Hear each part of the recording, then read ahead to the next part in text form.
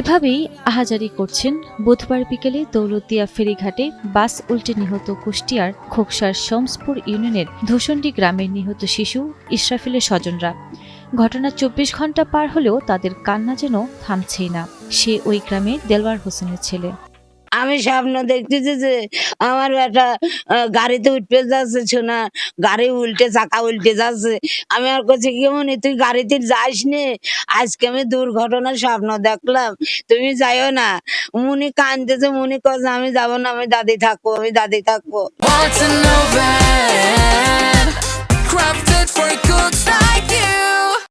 আমার হাত ধরে নিয়ে দোকানে যাবো, দাদা চা খাবি, দাদা চা খাবি।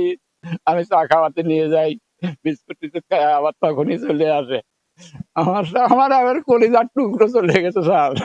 একটা দেড়টা হয়তো দুটো, হয়তো ওটা সময় ঠিক নেই। ওই সময় থেকে লাশ বের করে, তারপরে লাশ হচ্ছে রাজবাড়ী হাসপাতালে নিয়ে আসে, ওখান থেকে আমরা লাশটা কালেক্ট করে নিই।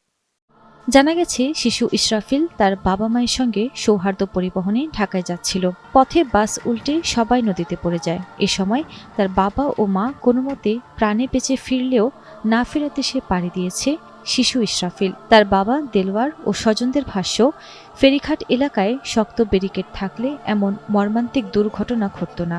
আমার ছেলের লাশটা বাস থেকে বের করা হয়েছে, যখন ক্রেন দিয়ে উঠানো হয়েছে, উঠানোর পরে 15টা না 16টা বের করা হয়েছিল। সেই সময় আমার ছেলের লাশটা আমরা খুঁজে পাই না, পরে হাসপাতালে নিউজ দিচ্ছে যে হাসপাতালে আছে, পরে হাসপাতালে নিয়ে আসে। আমি যে সময় নামছিলাম সে সময় কোনো ড্রাইভার বা হেল্পার ছিল না, কেউই ছিল না। আমি নামলাম, আর 2-3 জন নামলো, পরে একজন দাঁড়ায় সিগারেট খাচ্ছিল, উনি নামছিল, উনি আর ওঠে নাই। হরেন দিচ্ছিল, আমি দৌড়ে যেয়ে উঠলাম, তখন একজনে বসা দেখছিলাম, কিন্তু এটা হেল্পার কি ড্রাইভার এটা বুঝতে পারিনি। তো এই যে পল্টনে আছে, এখানে একটা স্ট্রং ব্যারিকেশনের প্রয়োজন ছিল, শক্ত ব্যারিকেড, যার মাধ্যমে কি হতে পারতো যে বাসটা যদিও আপনার দেখা গেছে একদম এই পল্টনের এইজেও চলে যায়, তাতে করেও যেন আপনার ওই ব্যারিকেশনটা ওভারটেক করে বাইরে পানিতে পড়ে না যেতে পারে। শুধু ইসরাফিল নয়, পদ্মায় বাসডুবিতে খোকসার উপজেলার শমসপুর গ্রামের ব্যবসায়ী গিয়াসউদ্দিনের রিপনের মেয়ে আয়েশা বিনতে গিয়াস ও একতাপুর ইউনিয়নের হিমাংশু বিশ্বাসের ছেলে রাজীব বিশ্বাস নিহত হয়েছেন। এমন মর্মান্তিক দুর্ঘটনায় স্তব্ধ স্বজনরা।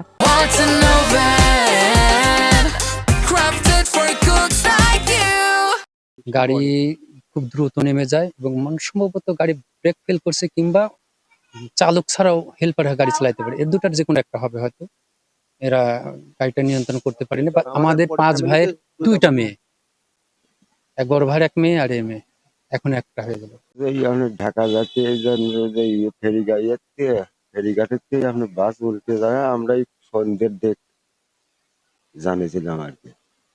এই জায়গায় যা আপনার হচ্ছে খোঁজাখুঁজি করি বা হয়েছিল ইসেতে সদর হাসপাতালে, ওখানে গিয়ে ধরেন ওর দেহটা পাওয়া যায় আর কি। এই তো আমার আমরা বাড়িতে বাবা আছে, মা আছে, আর আমি ছিলাম, আমার ভাই ছিল, এখন সে নেই, আমরা 3জন আছি।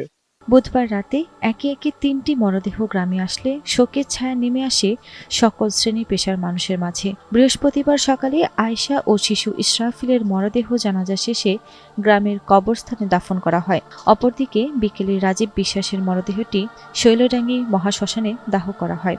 এমন দুর্ঘটনা কোনোভাবেই মেনে নিতে পারছে না তারা। ছেলেটা খুবই শান্ত শিষ্টটা, ভালো একটা ছেলে ছিল, কিন্তু এইভাবে যে দুর্ঘটনায় ছেলেটার প্রাণ চলে যাবে, আসলে আমরা এইভাবে কেউই বিষয়টা মেনে নিতে পারছি না। আর এমনই একটা শিশু মারা গেছে যে আমাদের বংশীয় দিকে সে খুবই ভালো, ছেলেটা ডাকাডাকির দিকে অনেক ভালো। এদিকে পদ্মায় বাসডুবিতে খোকসার নিহত 3টি পরিবারকে 25,000 টাকা করে মোট 75,000 টাকা সরকারি অনুদান প্রদানের কথা জানালেন এই কর্মকর্তা। 3 জন মারা গেছে, 3 জনকে 25,000 টাকা দিচ্ছি। পরে সরকারিভাবে নির্দেশনা আসলে তখন দিতে পারবে, এটা আমরা উপস্থিত দিতে পারি, এটা নির্দেশনা থাকে, একবারে হাতে হাতে দিয়ে আসছি ক্যাশ। একটি দুর্ঘটনা সারা জীবনের কান্না। এমন অনাকাঙ্ক্ষিত ঘটনা আর দেখতে চান না এলাকাবাসী। ফেরিঘাট এলাকায় দুর্ঘটনা প্রতিরোধে প্রয়োজনীয় ব্যবস্থা গ্রহণের দাবি স্বজনদের।